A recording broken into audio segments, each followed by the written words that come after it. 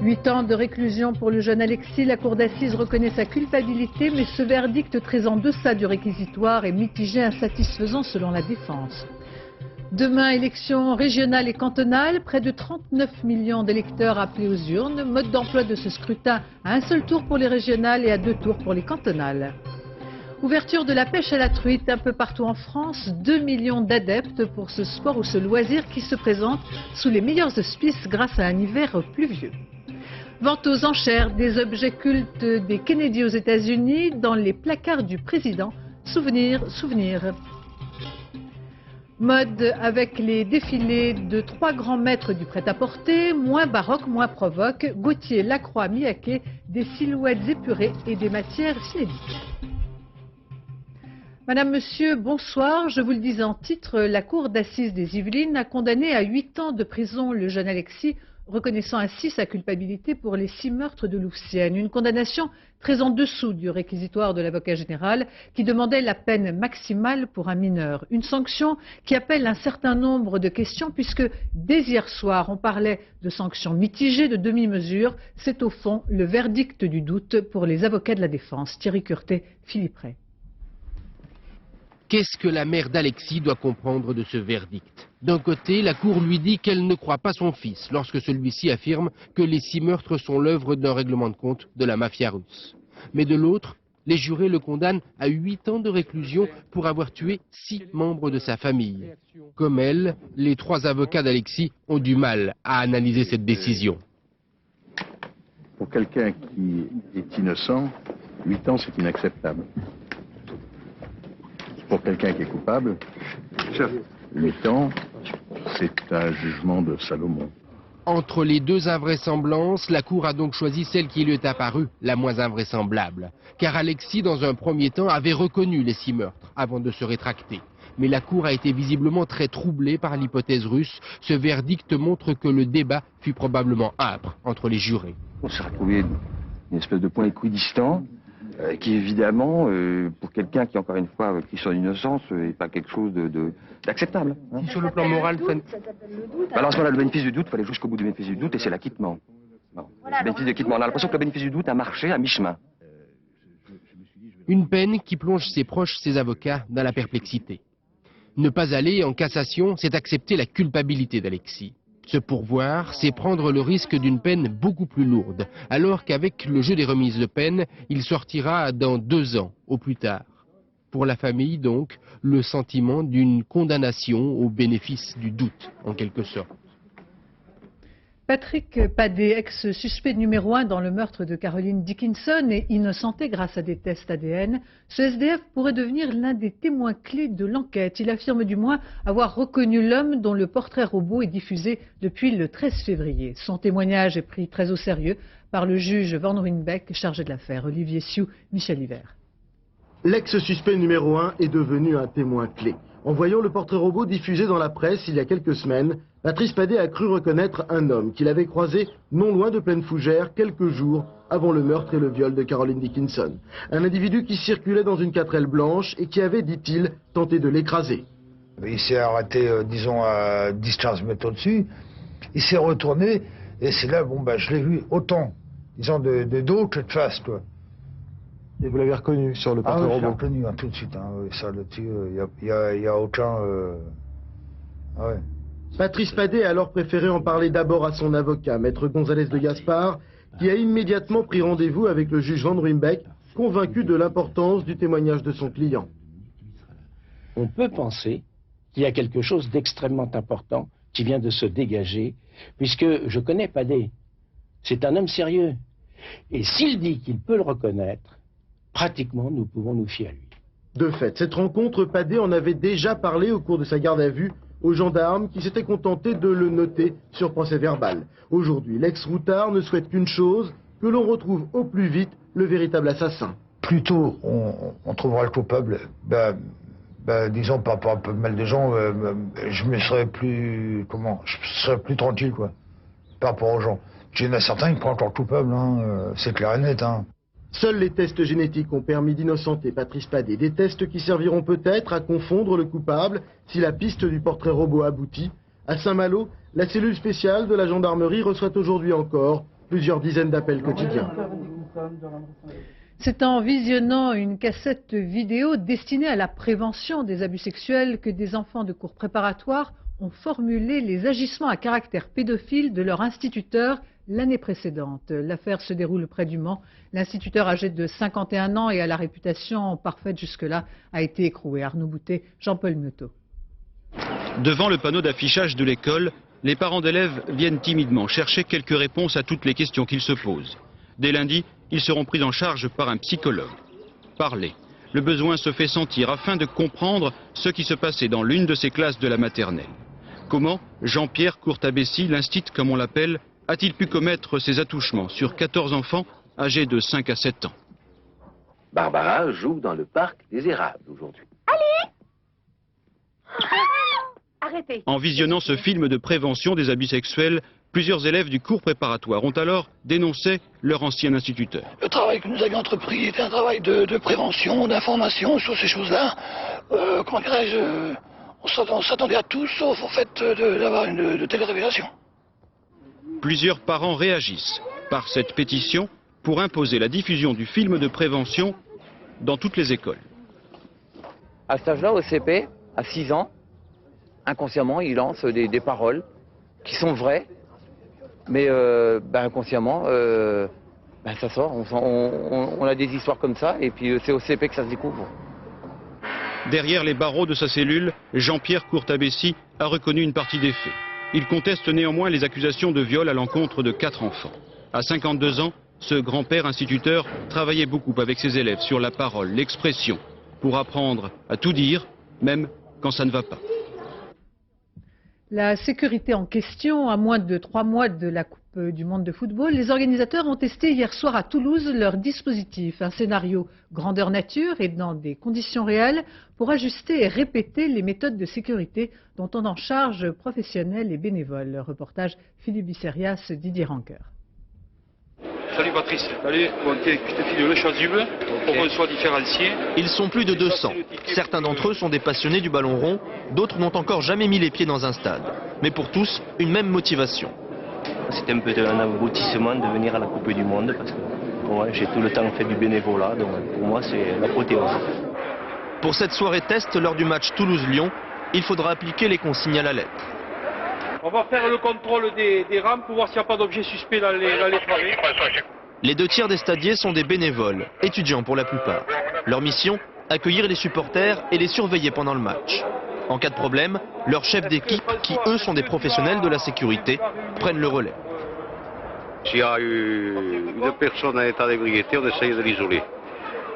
On rencontre au PC sécurité qui nous demande soit de l'évacuer si tout seul où ils sont 2 ou 3, soit à ce moment-là il faut intervenir au service de l'ordre. La police reste à l'extérieur du stade et n'interviendra que si la situation dégénère.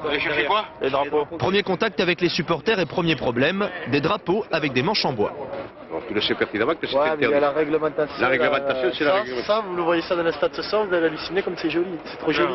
Il ne faut pas enlever, si tu veux, l'animation du stade qui est faite par des drapeaux, etc. Après intervention des responsables du club de Toulouse, les drapeaux font leur entrée dans le stade. Apparemment, il y a des consignes différentes d'une porte à l'autre, donc c'est leur coup d'essai. Il faut les laisser se roder. Pour Céline, cette première prise de contact, c'est un avant-goût de ce qui l'attend pendant la Coupe du Monde. Ça, c'est impressionnant. Ça me fait un peu peur, peut-être. Et pourtant, hier, le stade était à moitié vide et l'ambiance bon enfant.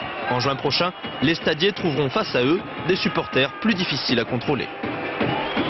Près de 39 millions d'électeurs seront appelés à voter demain pour les élections régionales et le premier tour des cantonales. 17 000 candidats répartis dans 26 régions se présentent aux élections régionales. Le taux de participation reste l'une des incertitudes de ce scrutin. Élections en mode d'emploi, Jeff Wittenberg. D'abord les élections régionales. Tout le monde vote, c'est-à-dire 38 millions d'électeurs dans les 22 régions de métropole. On ne se rendra aux urnes qu'une seule fois, un tour unique, car le scrutin a lieu à la proportionnelle. Le conseil régional, élu pour 6 ans, a d'importants pouvoirs dans 2 grands domaines. D'abord, l'éducation. C'est à la région qu'il revient aujourd'hui de construire, d'entretenir les lycées, de financer la formation professionnelle, mais aussi une partie de l'enseignement supérieur. Ensuite, les transports, nouvelles autoroutes ou nouvelles lignes de TGV, les grandes infrastructures sont décidées conjointement par l'État et par la région. Avec la décentralisation, les présidents de conseils régionaux sont devenus des personnalités politiques puissantes. Deuxième scrutin demain, les élections cantonales. Tous les départements sont concernés, sauf Paris, mais on ne vote que dans les cantons renouvelables, c'est-à-dire la moitié d'entre eux. Ces élections-là sont au scrutin majoritaire, avec un deuxième tour dimanche prochain, là où il y a ballottage. Les conseils généraux, qui sont donc les assemblées du département, ont de nombreuses compétences. Par exemple, en matière de santé et d'action sociale. Les campagnes de dépistage ou de vaccination, les dispensaires, les centres de protection maternelle et infantile sont à leur charge. Logiquement, l'entretien des routes départementales leur incombe aussi. Côté budget, celui des départements est souvent plus élevé que celui des régions. Cantonales, régionales, 2 élections et beaucoup de prétendants, plus de 26 000 candidats se présentent demain. France 2 consacrera toute la soirée demain dès 19h40 aux résultats de ces élections, sous la houlette de Daniel Bilalian, aux côtés d'Arlette Chabot et d'Alain Duhamel. Toute la rédaction est mobilisée, duplex en direct de toutes les régions, analyse, commentaires, invités sur le plateau. La soirée électorale s'interrompra à 22h15 et reprendra dès minuit. Journée nationale aujourd'hui du secours populaire avec un appel à la générosité pour aider les plus démunis. Parmi ces différentes actions, je vous propose de suivre l'exemple de la réinsertion par le théâtre organisée par cet organisme. Une initiative originale, exemplaire, puisqu'elle permet aux plus défavorisés de passer de l'ombre à la lumière. Reportage à Clermont-Ferrand, Marie-Hélène Bonneau, Jean-Louis Melin. 2 drôles d'acteurs. Ils ont été embauchés par le secours populaire pour jouer sur scène alors que ce n'est pas leur métier. Ils bénéficient d'un contrat emploi solidarité. Le théâtre est ici un moyen d'insertion. Yolande a un CAP de vendeuse. Divorcée, sans emploi, elle n'a pas la garde de ses enfants. Aujourd'hui, comme comédienne, elle gagne 2 800 francs par mois, mais surtout, elle a retrouvé ses moyens pour affronter le monde du travail. À partir de la semaine prochaine, je vais faire une formation d'informatique en comptabilité, qui va compléter mon CAP de vendeur. Yolande a réappris à travailler en équipe avec des règles, des horaires. Autre exemple, Marc, titulaire d'un doc de lettres, il est depuis peu régisseur. Je suis un petit peu le responsable, quoi. Je fais le lien entre le secours populaire et les comédiens qui sont avec nous. Marc a connu le chômage, les problèmes financiers, le surendettement. Mais s'il a vécu l'exclusion, c'est surtout en raison de son homosexualité. Avec son ami, il a dû quitter sa ville, son appartement. Pour lui, aujourd'hui, travailler dans la troupe, c'est plus qu'un emploi. Ça fait du bien d'aider les autres aussi, quelque part. Parce que, certes, j'ai eu mes galères, mais maintenant, avec ma petite expérience, je peux aider les autres. À la fin du mois, il aura un emploi jeune, payé au SMIC. Son rêve, c'est de continuer à travailler et à vivre dans le milieu culturel. De se retrouver tous ensemble, de faire une répète, d'aller manger ensemble. Enfin, c'est toute la vie artistique qui me plaît, quoi. Ils étaient demandeurs d'emploi, de solidarité. Aujourd'hui, le but du spectacle est de les mettre, eux, dans la lumière. Leur faire voir qu'ils ne sont pas plus exclus, enfin que ce sont des hommes et des femmes à part entière et qu'ils ont des savoirs et qu'on peut aussi les regarder et qu'ils savent aussi offrir des choses. Votre Maurice pour toujours. Tu me la donneras à lire, j'ai pas tout compris. Moi non plus, j'ai pas tout compris. Mais quand même, ça me fait pleurer. Et vous pensez que ça peut vous aider, par exemple, dans un métier comme vendeur? Disons que le monde de la vente est un peu aussi le monde du théâtre devant un public qui s'appelle client. Ils ne passeront sans doute pas leur vie sur les planches, mais cette aventure sur scène leur permet de voir l'avenir autrement qu'en situation d'échec. Depuis plusieurs semaines, les entreprises commencent de négocier des accords sur les 35 heures. Les cadres sont au même titre que d'autres salariés concernés par ces nouvelles dispositions, mais considérant qu'ils dépassent bien souvent l'horaire légal du temps de travail, ils se heurtent à un véritable casse-tête que nous expliquent Sébastien Vibert et Yann Jiquel qui se sont rendus chez Thomson. Alain Bonnet n'est pas le genre de cadre à compter ses heures. Mais depuis quelques années, comme il dit, la charge de travail a explosé. Stress, fatigue, frustration, il a fait le calcul. 45 heures minimum en moyenne par semaine et c'est moins que beaucoup de ses collègues. On nous dit, vous avez des objectifs à réaliser, il faut les réaliser. Débrouillez-vous.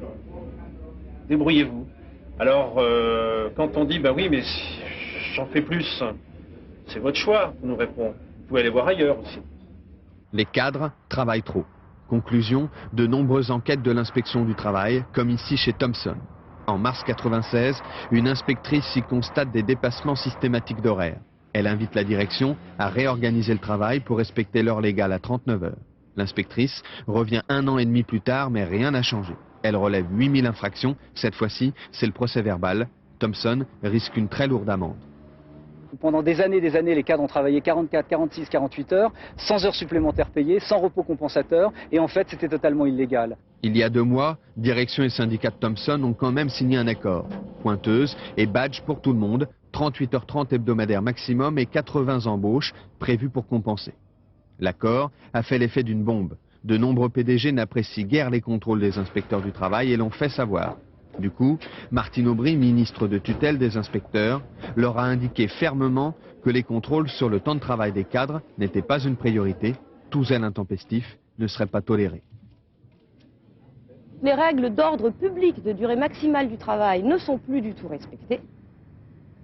Et ça nous semble difficilement admissible en tant qu'inspecteur du travail d'accepter ça. Surtout qu'on est chargé de faire appliquer ces textes. Si le temps de travail n'est pas transparent, alors la réduction du temps de travail sera une fiction. Les syndicats d'inspecteurs ont écrit au ministre et menacent de faire grève. Pour beaucoup, il faut d'abord respecter les 39 heures avant de passer à 35 et ne pas flouer les cadres. Si on nous demande de travailler moins, en théorie, sans modifier notre façon d'organiser le travail aujourd'hui, qu'est-ce qui se passera demain? Eh bien, on va travailler autant, peut-être rémunérer moins, et on ne résoudra absolument pas ni nos problèmes de surcharge de travail, ni les problèmes d'emploi dans ce pays.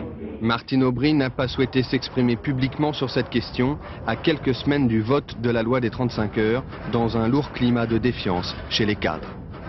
Le Vatican s'apprête à publier lundi un document sur l'Holocauste et la responsabilité de l'Église catholique, un texte attendu et promis depuis des années. Ce document interviendrait quelques mois après la déclaration de repentance des évêques français. Reste que le Vatican ne semblerait pas prêt à un vrai mea culpa. Marc Maisonneuve.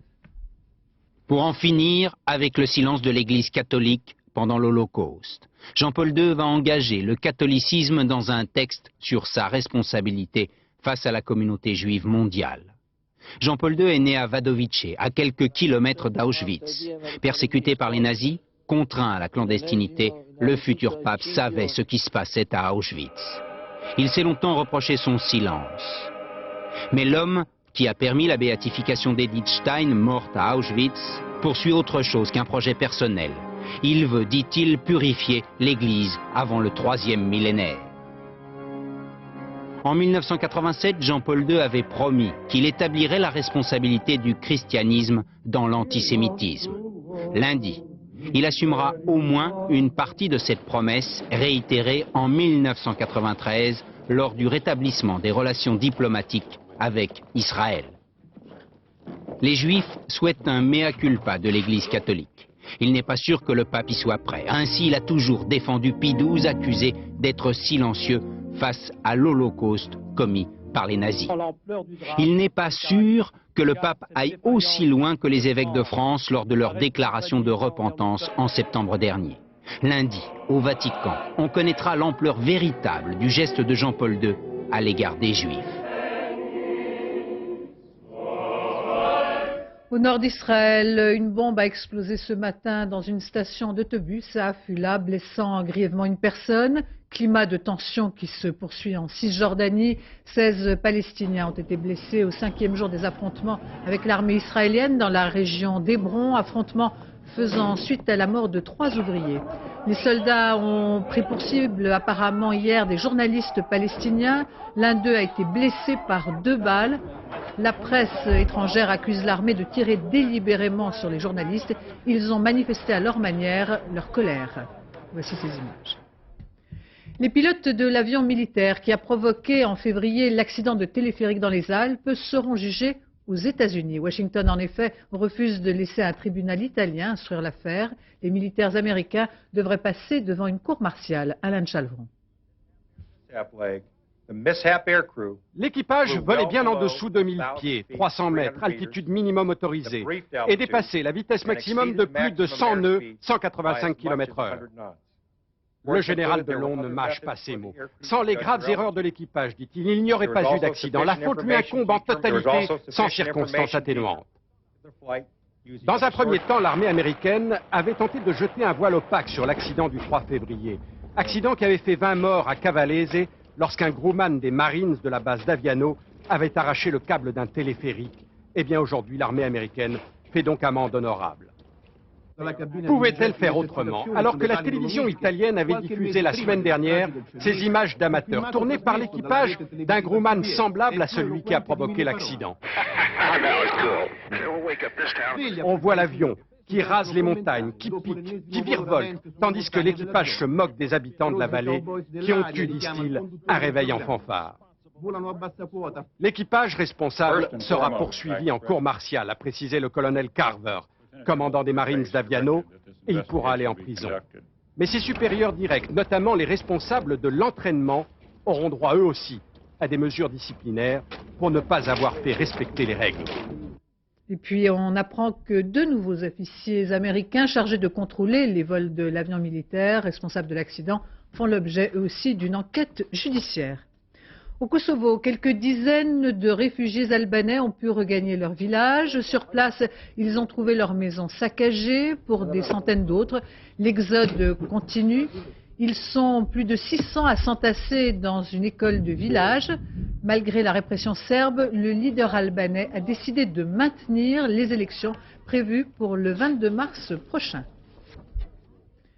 En marge des journées consacrées en France à la grande vieillesse, je vous propose de découvrir un institut unique au monde. Il se trouve à Baltimore, aux États-Unis. C'est le premier établissement qui étudie depuis les années 50 les phénomènes de vieillissement chez des bénévoles âgés de 40 à 90 ans. Maryse Burgot.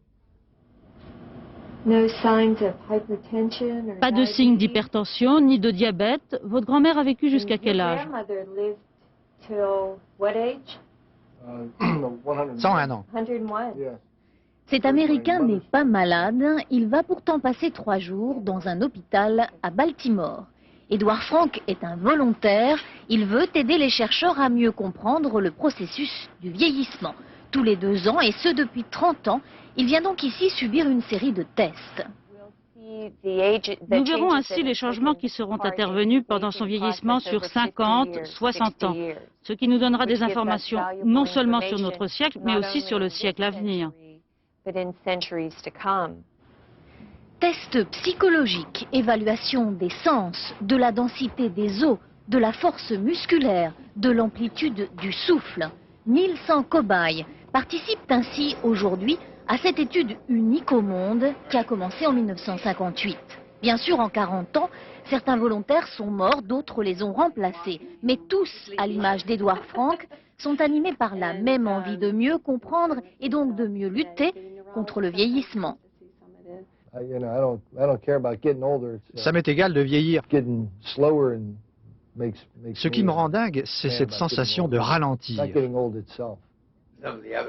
L'étude de ces Américains âgés de 40 à 90 ans a permis entre autres de mieux déceler les premiers signes de maladies liées à l'âge, comme le cancer de la prostate. De mieux comprendre encore le processus de l'ostéoporose, c'est-à-dire de la fonte des os. Les découvertes des chercheurs de Baltimore permettront enfin de mieux préparer le retour dans l'espace de John Glenn. En 1962, cet homme fut le premier Américain à tourner en orbite autour de la Terre. Et dans quelques mois, s'il tient le coup pendant les tests, il retournera dans l'espace, lui et ses 78 ans. Retour en France, un vendredi 13 inoubliable, un seul gagnant pour le 2e plus gros gain de l'histoire du loto en France. C'est un habitant du Sud-Ouest qui va empocher la somme de 100 millions de francs. Éric Perrin, Philippe Dumail. Imprimé dans la nuit, le chèque promotion de 100 80 791 francs vient tout juste d'arriver. Là, il se voit bien, là. On appelle cela le savoir-faire du faire savoir. Et la Française des Jeux a même dépêché sur place la photogénique Miss Groslo. Il n'y a que des caméras, là, il n'y a pas de radio. Oublié pour un temps, crise, guerre et élection, le second plus gros gagnant du loto a validé son bulletin ici à Libourne. Système flash, tirage aléatoire. On a des gens qui aiment ça, qui jouent et puis qui y croient, parce qu'il faut y croire. Des gens qui y croient, un vendredi 13 qui porte bonheur, de quoi alimenter le mythe du rêve à la portée de tous et pousser les gens à jouer encore et encore. C'était exceptionnellement pour hier. Alors comme on n'a rien gagné, aujourd'hui on les rejoue. Chacun son truc, en marque. Le multimillionnaire girondin ne s'est toujours pas fait connaître, mais nous sommes en mesure de vous révéler le nom du plus gros gagnant de ce tirage du loto. C'est le loto lui-même. La recette du vendredi 13 avoisine les 270 millions de francs, et ça aussi, ça fait rêver. Plus de 2 millions d'amateurs vont pouvoir pratiquer la pêche à la truite. Ouverture aujourd'hui dans la plupart des régions de France, grâce à un hiver pluvieux, une pêche prometteuse, y compris dans les zones urbaines, comme le montre ce reportage près de Strasbourg, où une association avait donné rendez-vous à ses membres tôt ce matin. Christine Bousse, Sylvain Gauthier.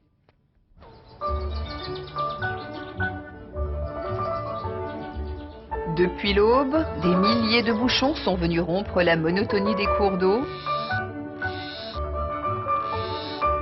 avec un seul objectif au bout de l'hameçon, la truite. Chaque année, c'est la même chose. Bourgeon rime avec bouchon et l'ouverture de la pêche à la truite, René Charles et les autres ne la rateraient pour rien au monde. En somme, c'est un anniversaire pour les pêcheurs. Hein. Et nous, à notre âge, hein, on profite encore, tant que la santé nous le permet, de sortir et faire les ouvertures, vous savez. Hein. Ouais. Mais séduire la truite relève d'un art difficile. Avec la pleine lune, ça arrange pas les choses. Il y a des jours comme ça, hein. Peut-être cet après-midi, hein, on ne sait jamais. Hein. S'il y aurait un peu de soleil, ce serait nettement mieux. Hein. Encore ne faut-il pas confondre perche et truite. Est-ce qu'elle a la bonne taille? Ça, c'est 25. 25. Le garde-pêche veille. Venez, on a pris 3. Elles sont réglementaires. Elles sont toutes les 3 réglementaires. Donc nous avons des pêcheurs qui sont très corrects chez nous. Réglementaire, mais pas sauvage la truite, car ici comme ailleurs, les sociétés de pêche pratiquent des lâchers de truites d'élevage avant le jour J. Disons que s'il est vrai qu'on ne fait pas les immersions toutes les semaines, mais il faut aussi un peu de piment pour que le pêcheur prenne la truite. Prendre la truite, mais pas à n'importe quel prix. Enfin, grâce au garde-pêche, les pêcheurs sont bien gardés. Les Pyrénées, grâce à leurs particularités géographiques, permettent dans une même journée de surfer sur l'océan et sur la neige. C'est de là qu'est née une compétition inédite qui met au défi une cinquantaine de sportifs, tous professionnels. Éric Perrin, Emmanuel Claire.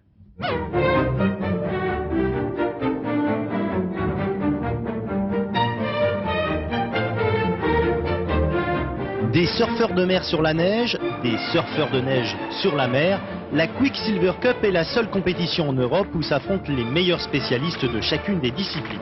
Poudreuse et neige craquante des Pyrénées, contre murs d'eau et tubes sans fin dans l'Atlantique, à chaque glisse son plaisir, à chaque élément, sa sensation. On surfe. La chose la plus incroyable, c'est de rentrer dans un tube et d'en sortir. Bon, ça, c'est quelque chose d'assez indéfinissable. C'est une sensation hyper forte. Et en snowboard, je dirais la vitesse. Anglette, deuxième jour de compétition. Le vent souffle force 8, tempête, grêle, mais qu'importe dans le monde professionnel du surf, on en a vu d'autres. Non, c'est pas dangereux. Je veux dire, c'est pas, ouais, il n'y a pas plus de 2 mètres de vague, donc ça va, c'est pas énorme, quoi.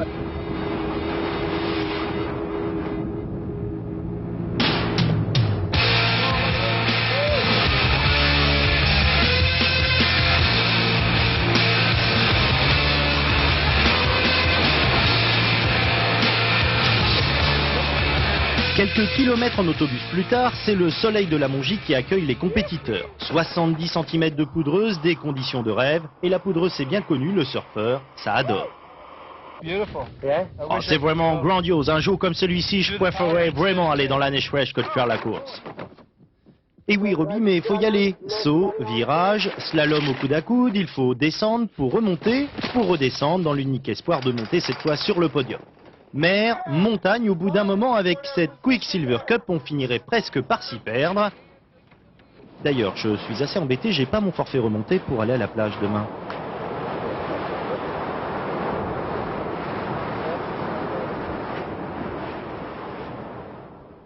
C'est le Belge André Schmil qui a remporté aujourd'hui au sprint la 7e étape du Paris-Nice.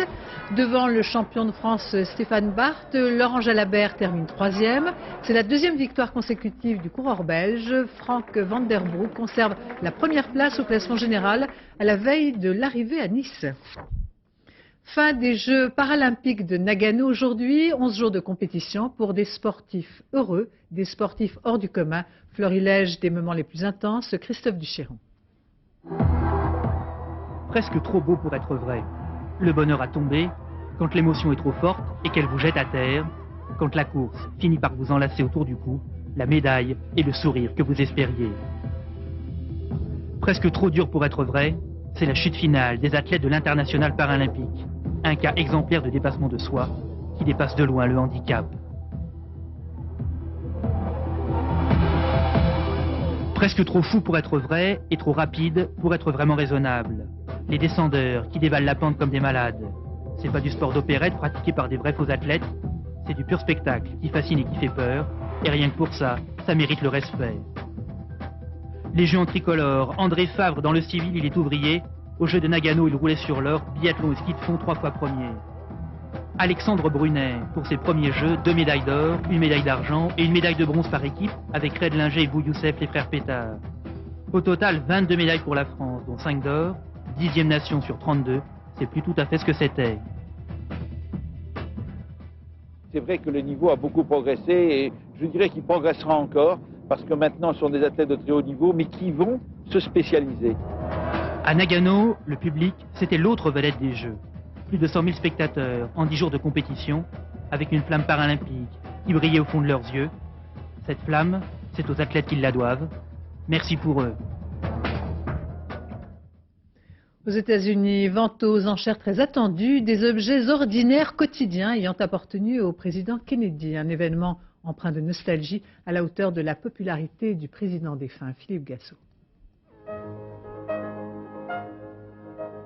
La vente de New York devrait être la dernière qui réunit autant d'objets personnels du président. L'ultime occasion, donc, de feuilleter l'album de famille. John Fitzgerald Kennedy était sûrement l'homme qui a été à la fois le plus aimé et le plus haï d'Amérique.